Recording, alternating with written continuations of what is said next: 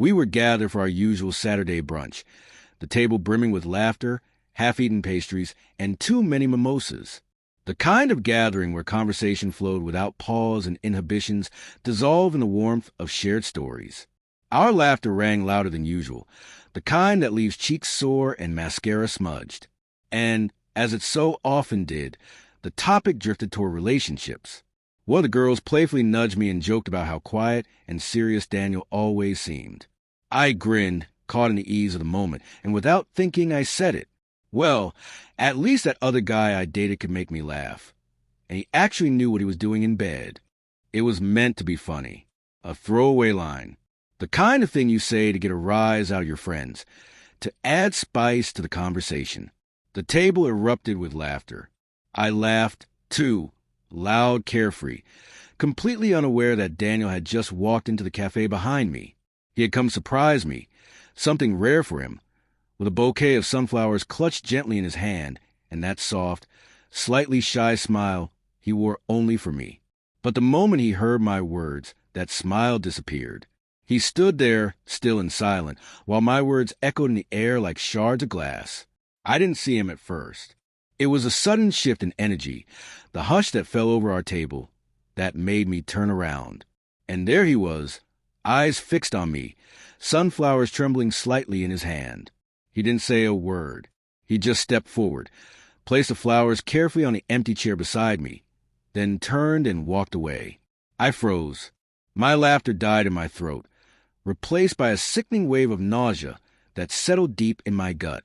The world narrowed to his back as he disappeared through the door. I rushed after him, calling his name, my voice brittle and breathless. But he didn't stop. He didn't even glance over his shoulder.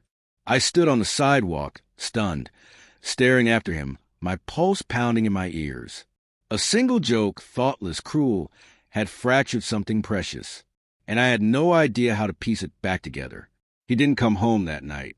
His phone went straight to voicemail. I sat awake in the dark, unable to sleep, replaying the scene on a relentless loop in my mind. I tried to rationalize it, to tell myself it wasn't that bad. But it was. It was humiliating. I had made a mockery of the man I loved, compared him to someone else, reduced the sacred intimacy we shared to a cheap punchline, right there in front of strangers. The next morning, the house was silent, but his absence was deafening. I found a note on the kitchen counter, folded neatly. He had come home while I slept, packed a bag, and left again. The note was short. I thought I meant more to you. Maybe I was wrong. Don't call me. The paper trembled in my hands. My knees buckled, and I collapsed onto the cold kitchen floor, the breath knocked clean out of me. The finality of his words settled over me like ash. For days, I tried everything to reach him. Text after text, long emails full of apologies, tearful voicemails he never returned. I even went to his office, but his assistant informed me gently that Daniel had taken an extended leave. Our mutual friends treaded carefully, offering vague reassurances, but I could feel their quiet judgment. Their sympathy was with him, and I didn't blame them.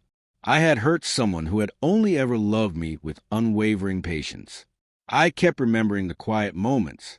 The night he proposed, his hands shaking, voice cracking but eyes full of certainty. Our tiny first apartment, barely big enough for two people, but warm and alive with love. The way he cupped my face and kissed my forehead when I was anxious. How he didn't need words to make me feel seen or safe or cherished. His silence had always felt like a shelter. Until now. 2 weeks passed. Then 3. Still nothing. The void he left behind swallowed everything. I started therapy, desperate to understand why I had thrown a grenade into the only steady thing in my life. My therapist gently suggested it sounded like self-sabotage, that maybe I used humor to mask fear of being too vulnerable, too dependent, too loved. Maybe I wanted to break it before it broke me. But no explanation could undo the damage. Then one afternoon, I ran into his brother at the grocery store. I didn't hesitate. I begged messy, desperate, honest. I asked him to tell Daniel I was sorry, that I wasn't making excuses, that I was trying to change. He nodded, his expression unreadable. I didn't expect anything to come from it. That night, my phone buzzed. A message. 3 words. I heard you. I read them over and over, tears blurring the screen. It wasn't forgiveness. It wasn't hope, but it meant he had listened. He was still listening. And that alone cracked something open in me. Weeks turned into months. He didn't return. We didn't speak. But the image of his face that day, so hurt, so betrayed, began to fade, and in its place grew the heavy ache of remorse. I learned how to live in the silence he left behind. I learned to take responsibility, to stop hiding behind jokes and sarcasm, to sit with my fear instead of weaponizing it. And slowly, painfully, I began to understand what I had truly lost. I think of him often, when I pass that cafe, when I hear a song he used to hum while brushing his teeth, when I see sunflowers in the market. Those little yellow petals feel like a quiet reminder of the beauty I once held and shattered. It took one careless sentence, spoken in a room full of laughter, to destroy what we had built in 7 years. I would give anything to go back, to swallow those words, to choose silence over cruelty. But life doesn't hand out second chances on demand. It offers consequences, and if we're lucky, lessons. And this one I will carry with me, always.